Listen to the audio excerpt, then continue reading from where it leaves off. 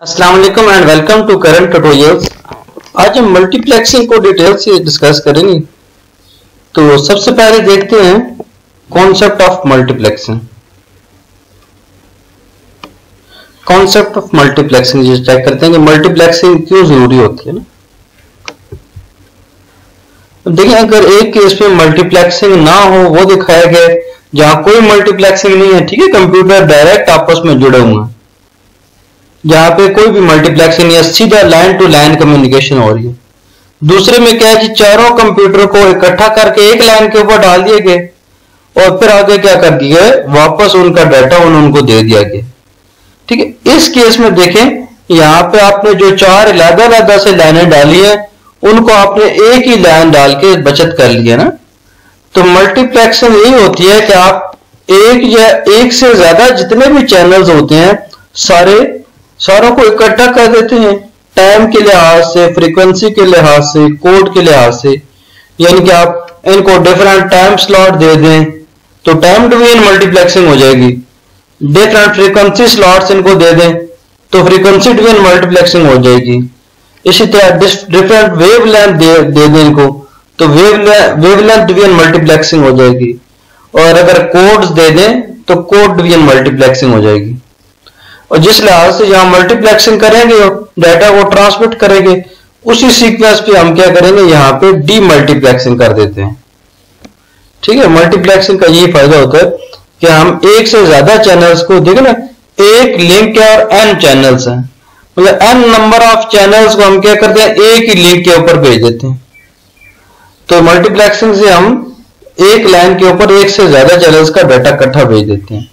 और D multiplexing में क्या करते हैं, वही वाला चैनल, वही वाला डाटा जो है, हम जिस लिहाज से पहले यहां मल्टीप्लेक्स किया था उसी तरह डी मल्टीप्लेक्स कर देते हैं, चाहे फ्रीक्वेंसी हो, टाइम हो, वेव लेंथ हो या कोड्स हो, उसी लिहाज से डी मल्टीप्लेक्स करके हर एक को उसका अपना अपना डाटा वापस कर देते हैं।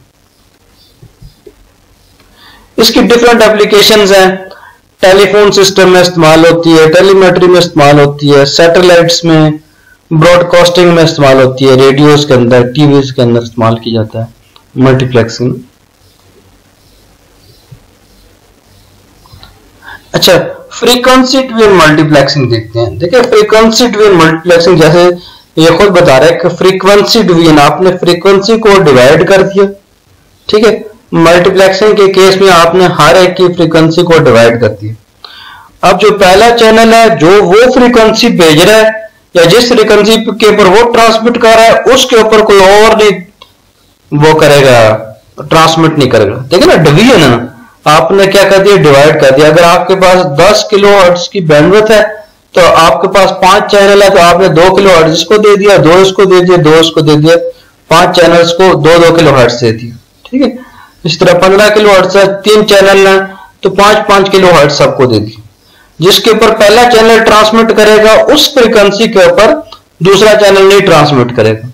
अब जिसके ऊपर दूसरा ट्रांसमिट करेगा उसी के ऊपर कोई और चैनल ट्रांसमिट नहीं करेगा। ठीक है, आपने हर एक चैनल को उसकी डिस्टिंक्ट फ्रीक्वेंसी दे दी और वो फ्रीक्वेंसी कोई दूसरा चैनल उसके अंदर, सिस्टम के अंदर इस्तेमाल नहीं करेगा। तो उस मल्टीप्लेक्सिंग में उसको मल्टीप्लेक्स कर लिया इंटरलीवर की मदद से। तो आगे हमने क्या किया, सारे चैनल्स का डाटा इकट्ठा करके भेज दिया। अब हर एक की फ्रीक्वेंसी मुख्तलिफ है तो आपस में मिक्स अप नहीं होंगे।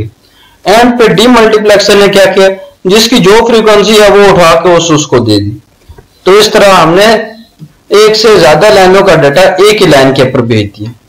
ठीक है, ये देखें, अब एक फ्रीक्वेंसी, पहले मॉड्यूलेटर की अपनी फ्रीक्वेंसी है, दूसरे की अपनी फ्रीक्वेंसी है, तीसरे की अपनी फ्रीक्वेंसी। ठीक है, अगर सारों की सेम फ्रीक्वेंसी भी हो तो हम क्या करते हैं, कैरियर नया ले लेते हैं। ठीक है, अगर एक बंदा यहां से बोल रहा है, एक यहां से बोल रहा है, एक यहां से बोल रहा है और तीनों की वॉइस फ्रीक्वेंसी तो सेम है, अब हम क्या करते हैं, हमने तीनों को अलग-अलग फ्रीक्वेंसी पे शिफ्ट करना है। इसको मॉड्यूलेट कर लें जी किसी एक और फ्रीक्वेंसी से। ठीक है, इसको दूसरी फ्रीक्वेंसी से मॉड्यूलेट कर लें, इसको तीसरी फ्रीक्वेंसी से मॉड्यूलेट कर लें। मतलब तीनों को एक अलग-अलग कैरियर लेके F1 कैरियर ले लिया, F2 कैरियर ले लिया, F3 कैरियर, तीनों के अलग-अलग कैरियर लेके तीनों को मॉड्यूलेट कर लिया। अब तीनों की फ्रीक्वेंसी डिफरेंट होगी ना, हालांकि बंदे सारे एक ही फ्रीक्वेंसी में बोल रहे थे। हमने क्या किया, मॉड्यूलेटर की मदद से दूसरे फ्रीक्वेंसी का कैरियर लेके इसको किसी और फ्रीक्वेंसी के ऊपर शिफ्ट कर लिया। ठीक है, जैसे फ्रीक्वेंसी डिवीजन में हम एफएम जो होता है फ्रीक्वेंसी मॉड्यूलेशन में आप क्या करते हैं, वही काम कर रहे होते हैं, आप किसी और फ्रीक्वेंसी के ऊपर शिफ्ट कर देते हैं। ठीक है, फ्रीक्वेंसी मॉड्यूलेशन आप ये समझ आसानी से यहां से कर दिया ना। तो आगे क्या कर लिया, यहां तक वो आ गया, एक और इसका ये F1 कैरियर के ऊपर आ गया, ये F2 पे आ गया, F3 पे आ गया। अब तीनों को इकट्ठा कर दिया, तीनों को इकट्ठा करके भेज दिया। अब हर एक की फ्रीक्वेंसी डिफरेंट है, या हर एक की फ्रीक्वेंसी डिफरेंट है तो आपस में मिक्सअप नहीं होंगे। अब जब आपने डीमल्टीप्लेक्सर के ऊपर इसको खोला, ठीक है, तो हर फ्रीक्वेंसी के लिए अलग-अलग फिल्टर लगा लिए। फिल्टर लगा के जिसके साथ देखे ना, पिछले केस में F1 वाला कैरियर था, F1 वाले कैरियर को हम डीमॉड्यूलेटर में F1 के साथ लेंगे, इसी तरह दूसरे चैनल में F2 लेंगे, तीसरे में F3 लेंगे। जब इसको जब पूरे सिग्नल को F1 कैरियर के साथ डीमॉड्यूलेट किया जाएगा तो हमें F1 वाली मिलेगा। जब पूरे चैनल की फ्रीक्वेंसीज को F2 के साथ किया जाएगा तो हमें F2 वाली मिलेगा। ठीक है, ये हम फ्रीक्वेंसी डिवीजन दूसरी फ्रीक्वेंसी डिवीजन मल्टीप्लेक्सिंग देख रहे हैं।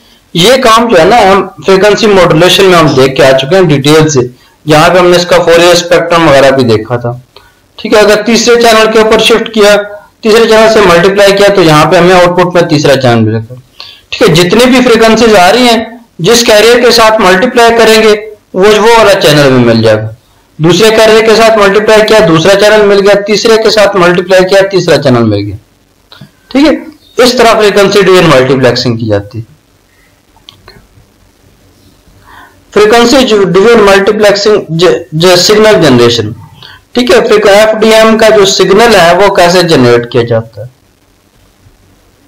देखिए, फ्रीक्वेंसी डिवीजन मल्टीप्लेक्सिंग में फर्स्ट करें हमारे पास टेलीफोन लाइंस हैं, तो उसमें क्या होता है, हर एक टेलीफोन की सिमिलर फ्रीक्वेंसी होती है।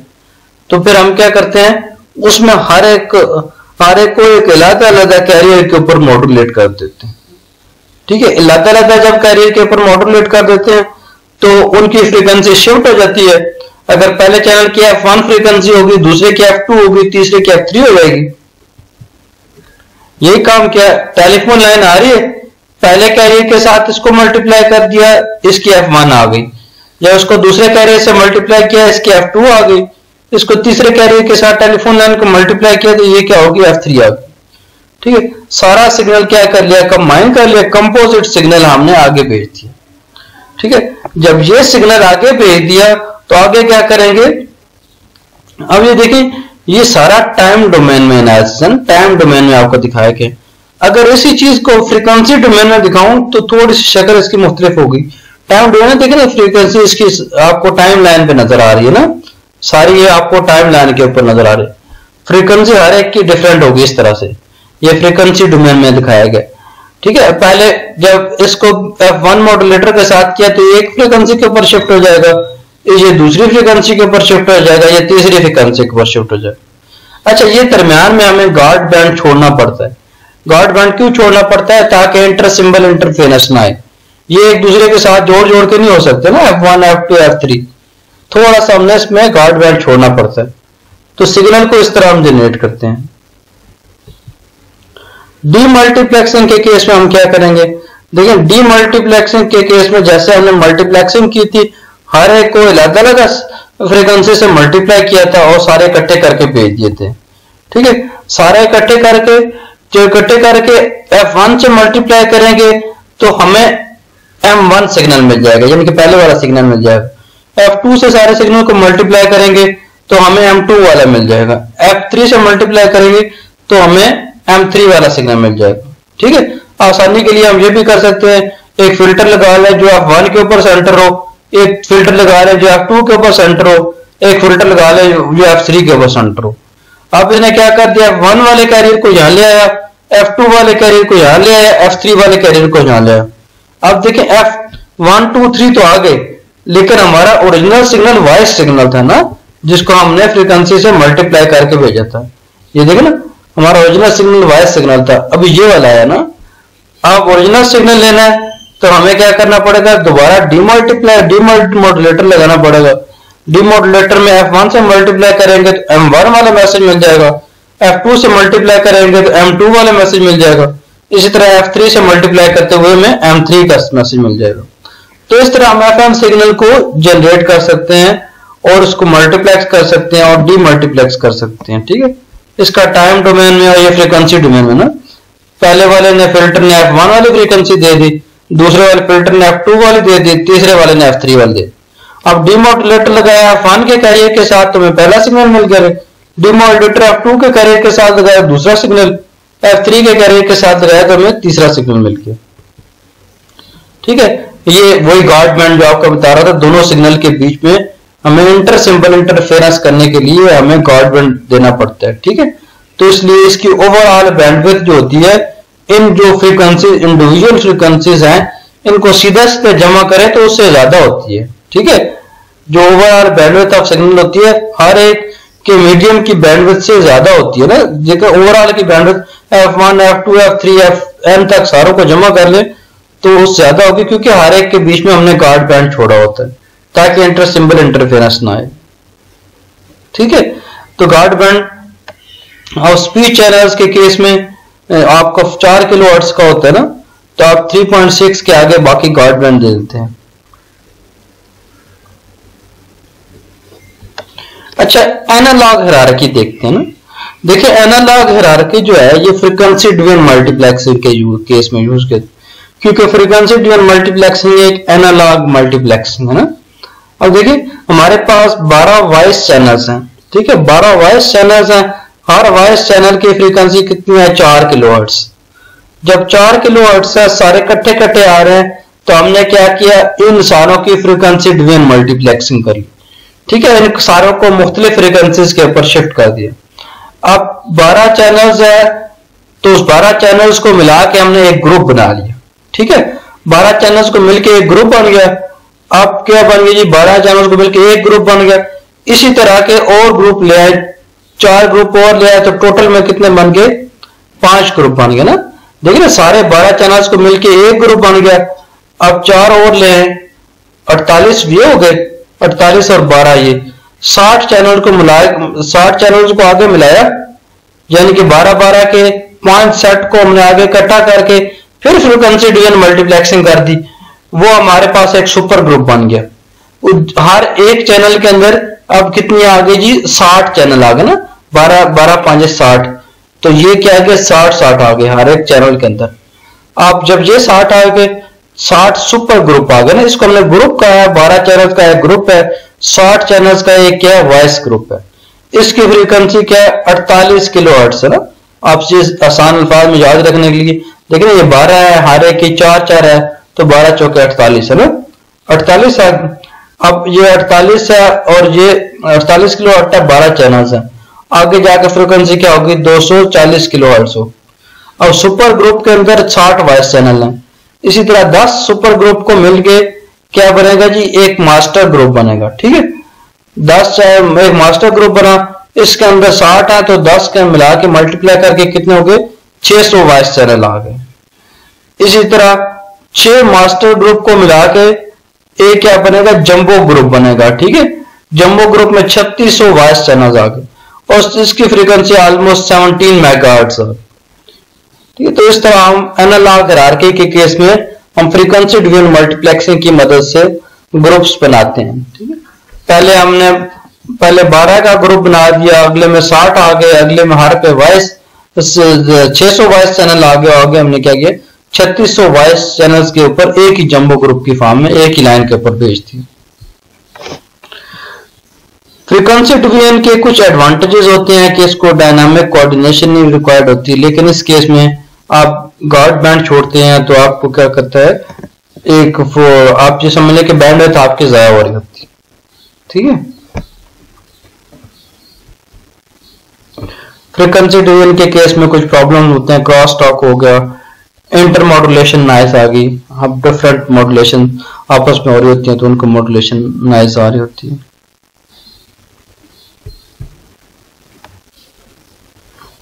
टाइम डिवीजन मल्टीप्लेक्सिंग देखते हैं।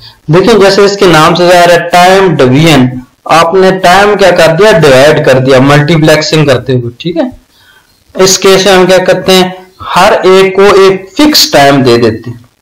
जब हर एक को एक फिक्स टाइम दे देते हैं तो हमने ओवरऑल क्या कर दिया, टाइम को डिवाइड कर दिया, तो ये डिजिटल सिग्नलिंग आ गई। ठीक है, टाइम को आपने फिक्स बेसिस पे डिवाइड कर दिया तो डिजिटल सिग्नलिंग आ गई। इसमें दो तरह से टाइम ड्रिवन मल्टीप्लेक्सिंग होती है, एक सिंक्रोनस टाइम ड्रिवन मल्टीप्लेक्सिंग और एक एसिंक्रोनस या स्टैटिस्टिकल टाइम ड्रिवन मल्टीप्लेक्सिंग। इन दोनों को हम चल के आगे देखते हैं डिटेल से ना। जनरल देखें तो टाइम ड्रिवन मल्टीप्लेक्सिंग में जितने नंबर ऑफ चैनल्स हैं हर एक को एक फिक्स हमने टाइम दे दिया। जब हर एक को एक फिक्स टाइम दे दिया तो पहले वाले टाइम के फर्ज करें हमारे पास इस केस में 8 मिली सेकेंड है, पहले 2 मिली सेकेंड पे ये ट्रांसमिट करेगा, अगले 2 पे ये करेगा, अगले 2 पे ये करेगा और अगला 7वां और 8वां मिली सेकेंड पे ये करेगा, फिर वो वापस आके इसी के ऊपर आ जाएगा। ठीक है, तो इसी तरह हर बंदा अपने टाइम के ऊपर ही ट्रांसमिट करेगा और सारों का डाटा इकट्ठा होके डीमल्टीप्लेक्सर की मदद से इकट्ठा होकर एक ही चैनल के ऊपर ट्रांसमिट हो जाएगा। अब डीमल्टीप्लेक्सर क्या करेगा, हर एक को अपने चैनल टाइम के लिहाज से उठा के उसका डाटा वापस कर देगा। टाइम ड्रिवन मल्टीप्लेक्सिंग की जो दोनों कैटेगरीज है वन बाय वन देखते हैं।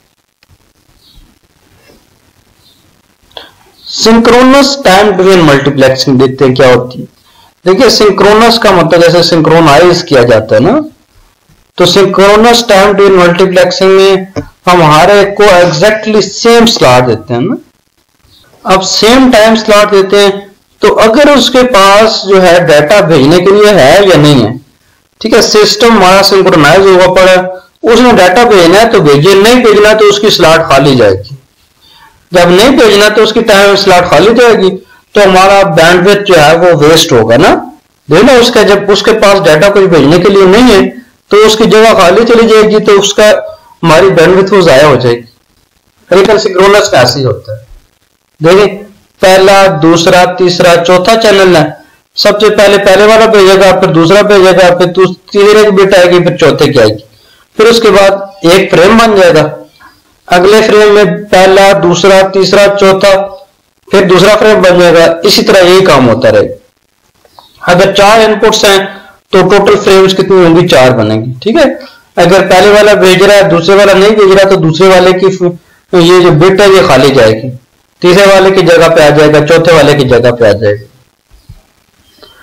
अब मल्टीप्लेक्सिंग में ये देखें वही चीज उसी का एग्जांपल की मदद से दिखाए। हम देखिए पहले के ऊपर 4 बिट्स है भेजने के लिए, दूसरे के ऊपर 2 बिट्स है भेजने के लिए, तीसरे के ऊपर 1 बिट है भेजने के लिए और चौथे के ऊपर 3 बिट है भेजने के लिए।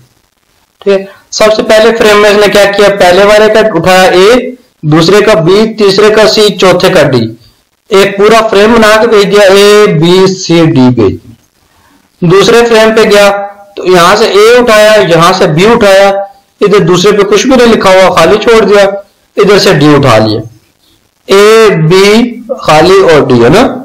और तीसरे पे गया तो A उठाया, यहां पे इसका तीसरा खाली है, यहां पे भी तीसरा खाली है, यहां पे D ले लिया, A और D ले लिया। चौथे फ्रेम में उठाया, यहां से A ले लिया, इधर भी चौथे फ्रेम में कुछ नहीं है, इधर भी कुछ नहीं है, इधर भी कुछ नहीं है, ये चौथे वाले में सिर्फ A गया। अब देखें इस केस के अंदर 1 2 3 4 और 3 7, ठीक है, 7 जो है वो जगह खाली जा रही है। तो इस केस का सबसे बड़ा मसला ये है कि बैंडविड्थ आपकी काफी ज्यादा हो रही होती है। अब हमने टाइम ड्रिवन डीमल्टीप्लेक्सिंग में क्या किया, जब यहां से आगे भेजा तो पहले नंबर वाला पहले को दे दिया, दूसरे वाला दूसरे को दे दिया, तीसरे वाला तीसरे को दे दिया, चौथे वाला चौथे को दे दिया। इसी तरह अगले वाला आया तो पहले वाला पहले को, दूसरे वाला दूसरे को, तीसरे वाले का खाली है तो खाली जाएगा, कुछ भी नहीं भेजेंगे, चौथे वाले को हम उसका अपना डाटा भेज देंगे। तो इस तरह टाइम ड्रिवन मल्टीप्लेक्सिंग में हम क्या करते हैं, एक स्पेसिफिक टाइम में सिंक्रोनाइज किया होता है पूरा सिस्टम, और अगर किसी का डाटा है तो चला जाएगा, नहीं है तो वो खाली जाएगा फ्रेम। तो अब जिसके एक के मैक्सिमम इस केस में 4 थे, लेकिन चारों फ्रेम जाएंगे सही। अब अगर किसी और का नहीं है तो वो खाली बैंडविड्थ जाया हो जाएगी।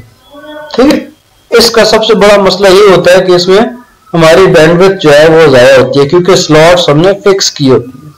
अगर कोई डाटा नहीं भेजता तो हमारी बैंडविड्थ उसमें जाया हो जाती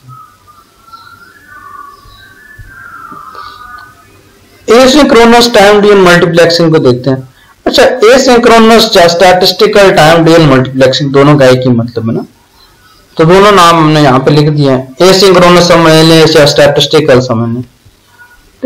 एसिंक्रोनस टाइम ड्यूरेशन मल्टीप्लेक्सिंग में हम डाटा हर किसी भी वर्क स्टेशन का उस वक्त भेजते हैं जब उसके पास डाटा हो, ठीक है।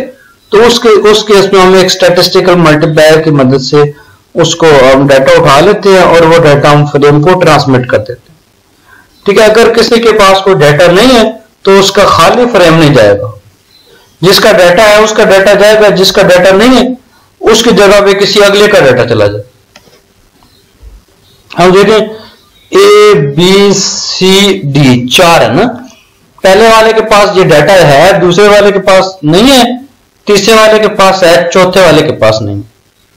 अब इन पहले और तीसरे ने भेजना है, दूसरे और चौथे यानी कि ए और सी ने भेजना है, बी और डी ने नहीं भेजना। तो क्या करेगा, बी और डी को कोई स्लॉट नहीं देगा। पहला ए का डाटा आ जाएगा, फिर उसके बाद सी का आ जाएगा, फिर ए का आ जाएगा, फिर सी का आ जाएगा, ठीक। ए सी ए सी ए सी इसी लिहाज से चलते जाए।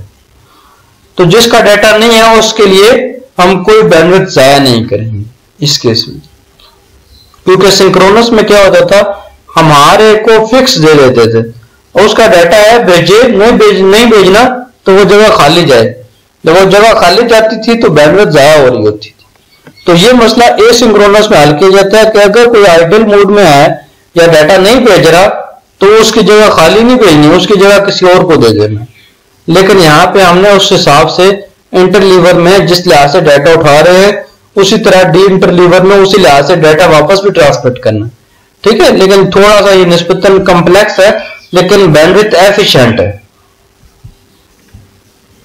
अब ये देखें मल्टीप्लेक्सिंग में वही वाला, अगर ए के 4 बिट्स हैं, बी के 2 हैं, सी का 1 है, डी के 4 है, तो पहले इसने क्या किया, ए बी सी और डी उठा लिया, ए बी सी डी उठा लिया, ठीक है। अगर 3 फ्रेम वाला है तो ए बी और सी उठाएगा, डी अगले में चला जाएगा। इसी तरह उससे आगे वाली क्या है, ए बी उसके बाद फिर डी आ जाएगा, ए बी और फिर डी आएगा। देखिए A B C D, A B और फिर डी, ठीक है। उसके बाद क्या है, ए और डी, ए और डी आ गया, उसका एंड पे फिर ए रहेगा ना। अब देखें इसकी मदद, इसमें कोई भी फ्रेम जाया नहीं, सिवाय सबसे आखिर वाली फ्रेम की चंद 1 बिट्स की, ये मैक्सिमम जाया होती है ना, इसके अलावा कोई जाया नहीं होती। जबकि सिंक्रोनस में हर फ्रेम के अंदर अगर किसी का डाटा नहीं है तो वो जाया हो रही होती थी। अब डीमल्टीप्लेक्सर में जिस तरह से हमने डाटा उठाया था उसी सीक्वेंस में वापस हर एक को कर दिया। A1 अब टाइम ड्यूरेशन मल्टीप्लेक्सिंग है, ओनली 3 लाइन्स डाटा। अब देखें पहले वाली लाइन का है, दूसरे वाली लाइन का, तीसरे वाली लाइन। अगर सिर्फ 3 लाइनों का डाटा है तो पहले ए उठाएगा, फिर सी उठाएगा, फिर ई उठाएगा, ठीक है। इसी तरह फिर ए सी और ई, ए सी और ई, ए सी और ई, ये 4 दफा ये आ जाएगा। अब ये ए और ए एक्स्ट्रा है, ए और ए एक्स्ट्रा जो है वो तीसरे पे चला जाए, ठीक है। ये समझाने के लिए ये क्या किया गया, ए वाला पहली लाइन के ऊपर है, सी वाला तीसरी लाइन के ऊपर है, ई वाला 5वीं लाइन के ऊपर है। तो पहले A1 C3 E5 आ जाएगा, यानी कि पहली लाइन का ए आ गया, तीसरी लाइन का सी आ गया, 5वीं लाइन का ई है। इस तरह पहले का ए, तीसरे का सी, 5वें का ई आ गया, पहला, तीसरा और 5वां ना। एंड पे क्या किया, दोनों ए के भेज दिए, क्योंकि सिर्फ ए का डाटा रह गया, उसी लिहाज से भेज दिए। अब इस केस में देखें 1 से 2 नहीं तो तीसरी लाइन का, चौथी लाइन का भी है, तो साथ में डी को भी ऐड कर लेगा ना। वही है कि पहला, दूसरा, फिर उसके बाद अगले पे ये आ जाएगा, अगले पे ये आ जाएगा।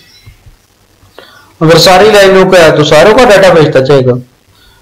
पहले देखें 3 के पहले 3 तक तो सारों का आ जाएगा, चौथे केस में ए के बाद सी आ जाएगा, फिर डी आ जाएगा, फिर ई आ जाएगा। 5वें के केस में ए और सिर्फ ए आ जाएगा, ए और ए आ जाएगा। इनवर्स मल्टीप्लेक्सिंग, इनवर्स डीमल्टीप्लेक्सिंग में हम वही काम कर रहे होते हैं जो हम मल्टीप्लेक्सिंग में कर रहे होते हैं। हम क्या करते हैं, डाटा को उसी तरतीब से वापस उठाते हैं जिस तरतीब से हमने भेजा होता है, ठीक है। ये एसिंक्रोनस या स्टैटिस्टिकल में ये चीज बड़ी जरूरी होती है कि आपने जिस तरतीब से डाटा उठाया है उसी तरतीब से हमने उसको वापस भी भेजना है। इसकी टाइम फ्रेम का स्ट्रक्चर देखते हैं।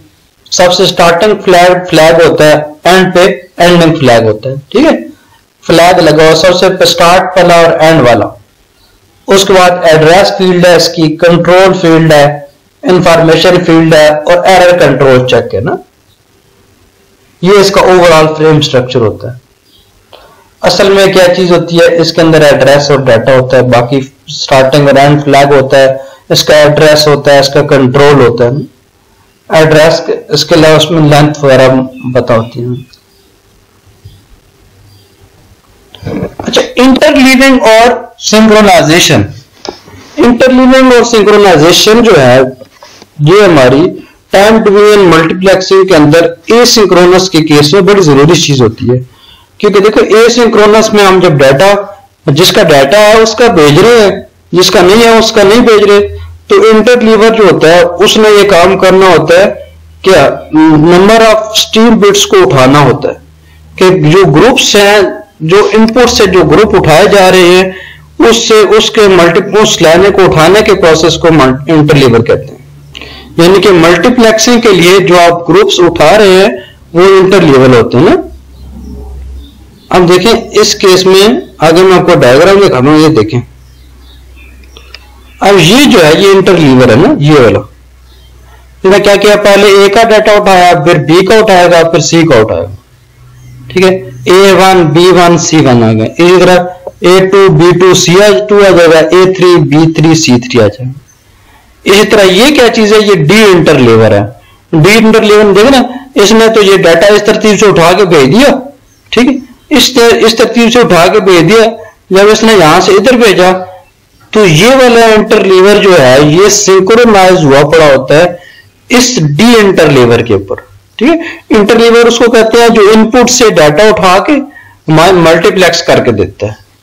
डी इंटरलीवर उसको कहते हैं जो हमें यहां से आउटपुट लेके हमें वापस डाटा हर एक का उसके चैनल को दे देते हैं। तो ये इंटरलीवर और डी इंटरलीवर के बीच में सिंक्रोनाइजेशन बहुत जरूरी है। ठीक है, अगर ये सिंक्रोनाइज होंगे तो ही हम डाटा सही रिसीव कर सकेंगे। क्योंकि सिंक्रोनाइजेशन हमें बताएगी कि पहले किसका डाटा उठाना है, बाद में किसका उठाना है और उसके बाद किसका उठाना है। सिंक्रोनाइजेशन के केस में हम 0 और 1 के बिट्स दे देते हैं, वो ये बताते हैं कि हमारा डाटा अभी सेंड हो रहा है या नहीं सेंड हो रहा। मतलब 0 और 1 के बिट्स जो हैं वो स्टार्ट और एंड के तौर पर दे सकते हैं। अब फर्ज करें एक फ्रेम स्टार्ट हो रही है तो हमने 1 भेज दिया, अब जो फ्रेम खत्म हो रही है तो हमने 0 भेज दिया कि ये फ्रेम हमारा खत्म हो गया। ठीक है, 1 से अगर हम फ्रेम को स्टार्ट करवा रहे हैं तो 0 से हम क्या करेंगे, फ्रेम को स्टॉप करवा देंगे या इंफॉर्मेशन भेज देंगे आप फ्रेम खत्म हो। अब ये जब ये एक्स्ट्रा बिट्स भेजते हैं तो ये हमारे सिस्टम के अंदर ओवरहेड भी पैदा करती है। क्योंकि जाहिर बात है आप एक्स्ट्रा बिट्स भेज रहे तो ओवरहेड तो पैदा करेंगे वो। ये देखिए पहले फ्रेम के लिए हमने 1 भेज दिया, ठीक है, ये खत्म हो गई, इससे अगले वाली स्टार्ट हो गई। और दूसरे के बाद अगले के लिए हमने 0 भेज दिया। ठीक है, ये पहले वाले के लिए 1 भेजा, दूसरे वाले के लिए 0 भेजा और तीसरे वाले के लिए 1 भेजा। जब सिंक्रोनाइजेशन पैटर्न में जिस तरह की पहले वाला फ्रेम आ गया जी, दूसरे वाले के साथ 0 का आ गया, तीसरे वाले के साथ 1 का आ गया, तो इस तरह हम सिंक्रोनाइज कर सकते हो ना आपस में इनको। इंटरलीवर और डी इंटरलीवर को सिंक्रोनाइज करना बहुत जरूरी होता है ताकि हमें एसिंक्रोनस टाइम डिवीजन मल्टीप्लेक्सिंग के केस में एग्जैक्ट डाटा रिसीव हो।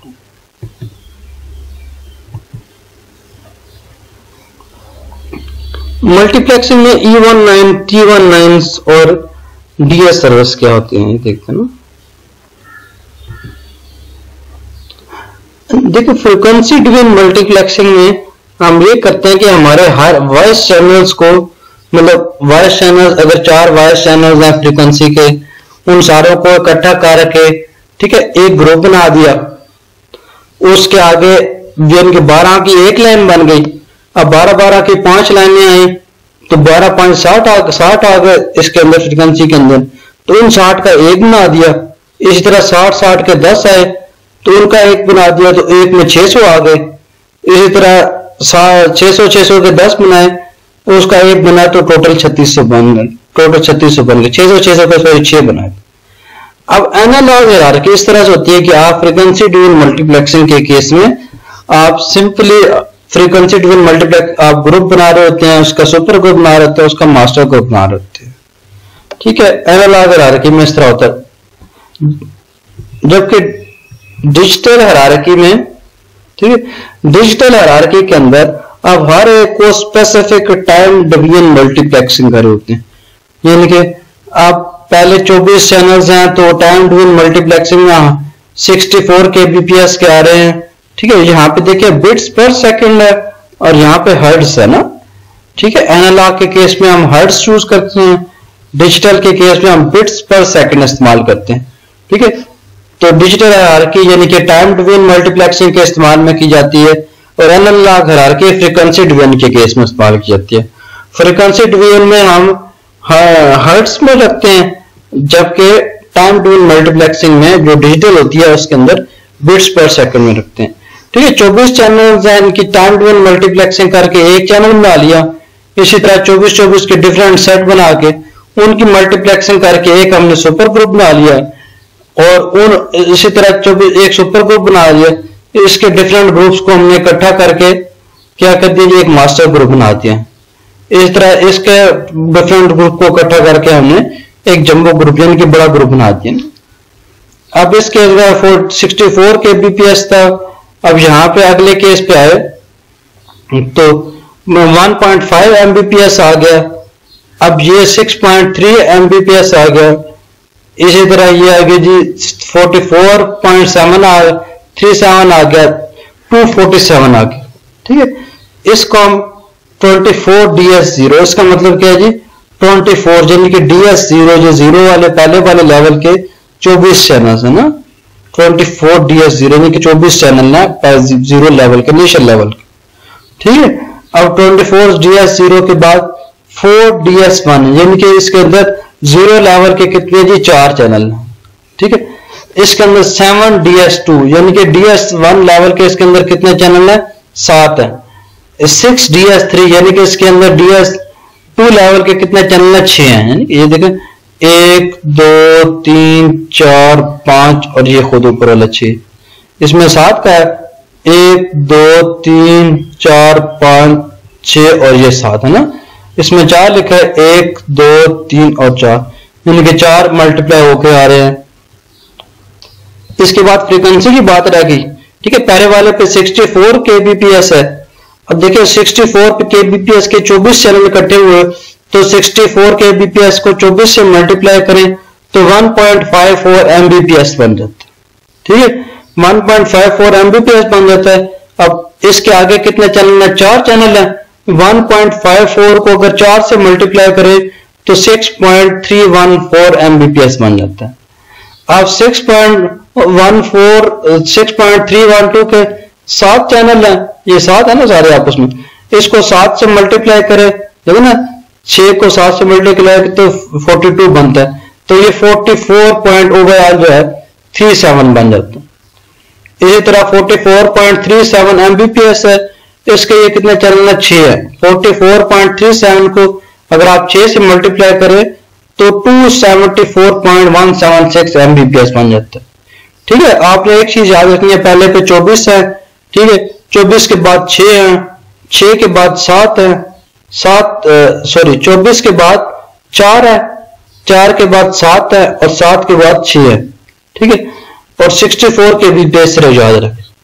64 को जब आपने मल्टीप्लाई किया 4 से तो आपके पास 64 के पहले 24 चैनल है, 64 को 24 से मल्टीप्लाई कर देंगे तो ये पहले वाला आ जाएगा। ठीक है, अब 24 के फिर 4 सेट है, 4 से मल्टीप्लाई कर दिया तो ये आ गया 6.3 आ गया। 6.3 के आगे 7 का सेट है, 7 से मल्टीप्लाई करेंगे तो ये आ जाए। अब इसके आगे हर एक 6 का सेट है तो उसको 6 से मल्टीप्लाई करेंगे तो ये आ जाए। ठीक है, 24 4 7 और 6 के लिहाज से चेंज होना। ठीक है, ये वही वाली जो चीज है ds1 ds2 ds3 ds4।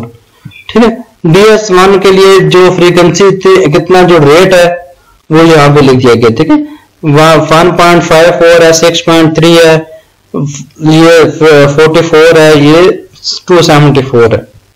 ठीक है, यही एज इट इज कॉपी कर दिया गया। ठीक है, DS1 के केस में 24 चैनल होते हैं, ये देखिए 24 चैनल होते हैं। अब जब DS2 के केस में जाएंगे तो 24 को 4 से मल्टीप्लाई करेंगे तो कितने आ जाएंगे, 96 आ जाएंगे ना। इसको T1 लाइन्स भी कहते हैं, इसको T2 लाइन्स कहते हैं, जिन लाइन्स के ऊपर ये DS1 क्या है, सर्विस है, डिजिटल सर्विस 1 है, उसकी जो लाइन है इसको T1 कहते हैं। इसको T2 के ऊपर 24 को 4 से मल्टीप्लाई करें तो 96 आ गए। अब 96 का एक चैनल है, 96 को अगर 7 से मल्टीप्लाई करेंगे तो कितने आ जाएंगे, 672 चैनल्स हैं। ठीक है, इसी तरह इस 6 को 7 से मल्टीप्लाई करेंगे तो ये आ जाएगा। इससे पीछे देखें, ये आगे 6 का सेट है, इसको 6 से मल्टीप्लाई करेंगे, इसको 6 से मल्टीप्लाई करेंगे तो ये फ्रीक्वेंसी आ जाएगा, रेट आ जाएगा। इसको 6 से मल्टीप्लाई करेंगे तो ये आपके नंबर ऑफ चैनल्स आ जाएंगे। ठीक है, आपने एक चीज हमें याद रखनी है कि पहले 64 का होता है, 64 के जब 24 चैनल होते हैं तो 24 को इससे मल्टीप्लाई करें तो 1.54 होता है। उसके बाद 24 के 4 का सेट होता है, फिर उसके बाद 6 और 7 के लिहाज से सेट होता है। ठीक है, तो उसके लिए T1 लाइन्स होती हैं और DS1 2 3 ये सर्विसेज होती हैं। ये टेलीफोन में इस्तेमाल की जाती है ना। T1 लाइन्स के लिए देखिए पहले PCM है, ठीक है, सैंपल रेट है। आप देखें 8 बिट्स पर सेकंड, 8 बिट्स पर सेकंड, हर सैंपल को हम क्या दे रहे हैं, 8 बिट देख रहे हैं। ठीक है, अब मैं ये बता रहा हूं कि आपका वो 64 kbps कैसे आया है। देखो ओवरऑल फ्रीक्वेंसी कितनी है, 4 किलोहर्ट्ज है, ओवरऑल फ्रीक्वेंसी 4 किलोहर्ट्ज है। ठीक है, सैंपलिंग रेट 800 सैंपल्स पर सेकंड है और हर बिट के लिए 8 बिट पर सैंपल ले रहे हैं। ठीक है, तो पल्स कोड मॉड्यूलेशन के केस में देखिए अगर 800 को 8 से मल्टीप्लाई करें तो तकरीबन ये 64 बनता है ना। 800 सैंपल्स पर सेकंड है, एक सेकंड के अंदर 800 सैंपल ले रहे हैं और एक सैंपल के अंदर 8 बिट्टे हैं। ठीक है, एक सेकंड के अंदर जब 800 सैंपल ले रहे हैं और हर सैंपल के अंदर 808 बिट्टे हैं तो 8 को जब 800 से मल्टीप्लाई किया तो कितना आ गया, 6400 BPS है ना, बिट्स पर सेकंड। इसको हमने 64 kbps भी लिखते थे, इसे थोड़ा सा कम होता क्योंकि 10 और 24 का 1 MB होता है ना। ठीक, अब उसके लिए उसको हमने आगे मल्टीप्लाई करके ये T1 लाइन्स 1.4 के लिहाज से, ठीक है, उसके अंदर प्लस माइनस 8 kbps ओवरहेड। ठीक है, ओवरहेड ये इसलिए होता है कि देखिए हर एक को अगर एक का दूसरे के साथ जो डाटा होता है उसको हम क्या करते हैं, सेव रखते हैं ना, क्योंकि अगर डाटा दोनों का टाइम एक साथ आ जाए तो आपस में क्या होता है, इंटर सिंबल इंटरफेरेंस आ जाती है। तो बीच में ये देखिए 8 kbps ओवरहेड इसलिए छोड़ा गया, तो आप ये समझ लें कि इसको गार्ड बैंड के तौर पर छोड़ा गया है। ठीक है, गार्ड बैंड का ये फायदा होता है कि एक दूसरे के साथ इंटर सिंबल इंटरफेरेंस नहीं आती। जैसे ये खत्म हो रहा है, इसके साथ आगे आपने थोड़ा सा जगह छोड़ दिया ना, इसी तरह हम क्या करते हैं, इस केस में थोड़ा सा जगह छोड़ देते हैं। जब वो छोड़ देते हैं तो उसके लिए हमें एक्स्ट्रा बैंडविड्थ चाहिए होती है। अब ये 6400 बिट्स पर सेकंड है, जैसे आपको मैंने बताया कि 1 MB जो होता है 1024 का होता है, तो बीच में बाकी जो है वो गार्ड बैंड के तौर पर इस्तेमाल हुआ है, तो ओवरऑल 64 kbps इस्तेमाल हो रहा है। 64 kbps के साथ प्लस 8 kbps का गार्ड बैंड है, तो इसको 24 से मल्टीप्लाई करके थोड़ा सा 8 को मल्टीप्लाई कर लिया तो 1.53 जो था 543 जो था 1.544 बन गया। सही होगा। अच्छा, T1 फ्रेम के बाद हम E1 देखते हैं ना। इसका फ्रेम का स्ट्रक्चर है हर एक के साथ हमने जिसमें आपको बताया ना गार्ड बैंड दिया होता है ताकि हम ओवरलैपिंग ना हो।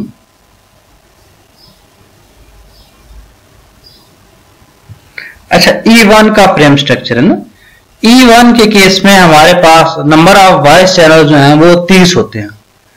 ठीक है, E1 जो है इस केस में E1 के केस में जब 30 चैनल्स होते हैं, जबकि T1 के केस में हमारे कितने थे, 24 थे। ठीक है, जब 30 का 4 का सेट बनाएंगे तो 120 हो जाएंगे।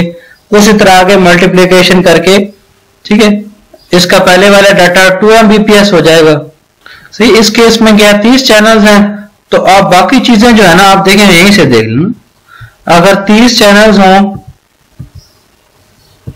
यहाँ पे 30 चैनल्स हो, 30 का 30 चैनल्स हो, तो शुरू में 64 को जब 30 से मल्टीप्लाई करेंगे तो यहाँ पे 2 किलोहर्ट्ज के लगभग आ गए, 2 मेगाहर्ट्ज के साथ फ्रीक्वेंसी आ गई।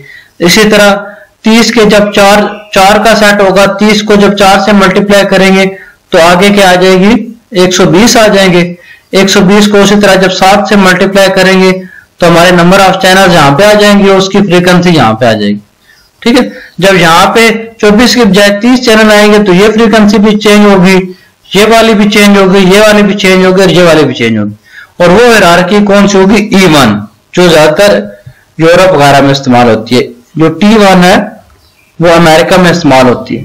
ठीक है, आप देखें 124 आ गया, इसी तरह 480 आ गया, फिर 1920 आ गया। E1, E2 और E3 आ गया, इनकी अपनी अपनी फ्रीक्वेंसीज है ना। टाइम डिवीजन स्लॉट कंपैरिजन देखते हैं। देखिए एसिंक्रोनस के केस में हम या स्टैटिस्टिकल के केस में हम सिर्फ डाटा तभी भेजते हैं जब हमारे पास कोई इंफॉर्मेशन होती है। ठीक है, तो इस केस में कोई फ्री स्लॉट नहीं जाती। सिंक्रोनस के केस में हमारे को फिक्स कर देते हैं, जब फिक्स कर देते हैं तो जो जगह खाली होती है वो जगह जाया जाती है। देखिए यहाँ दूसरी और चौथी जाएगी, इस केस में पहली जाया जाएगी, ये जाया जाएगी। ठीक है, तो सिंक्रोनस के केस में हमारे पास काफी डाटा जाया हो रहा होता है, जबकि स्टैटिस्टिकल टाइम डिवीजन के केस में डाटा जाया नहीं हो रहा होता। लेकिन इस केस में स्टैटिस्टिकल केस में हम इंटरलीवर और डी इंटरलीवर भी लगाते हैं और सिंक्रोनाइज भी करते हैं। ठीक है, इंटरलीवर और डी इंटरलीवर को इसमें क्या करते हैं, सीधा सीधा डाटा भेज देते हैं। ठीक है, इंटरलीवर क्या होता है, जो यहां से सारी लाइनों को उठा कर डाटा कम्प्लेक्स कर रहा होता है, मल्टीप्लेक्स कर रहा होता है। डी इंटरलीवर क्या होता है, जो डी मल्टीप्लेक्सर का काम कर रहा होता है। वेवलेंथ डिवीजन मल्टीप्लेक्सिंग, देखिए वेवलेंथ हम डिवाइड कर देते हैं। ठीक है, अब पहले वाले की अपनी वेवलेंथ है, दूसरे की अपनी वेवलेंथ है, तीसरे की अपनी वेवलेंथ है। देखिए एक प्रिज्म में से गुजारते हैं, सारे की वेवलेंथ सारे क्या हो जाएगी, इकट्ठी हो जाएगी। तीनों अपनी अपनी वेवलेंथ पे ट्रांसमिट करेंगे।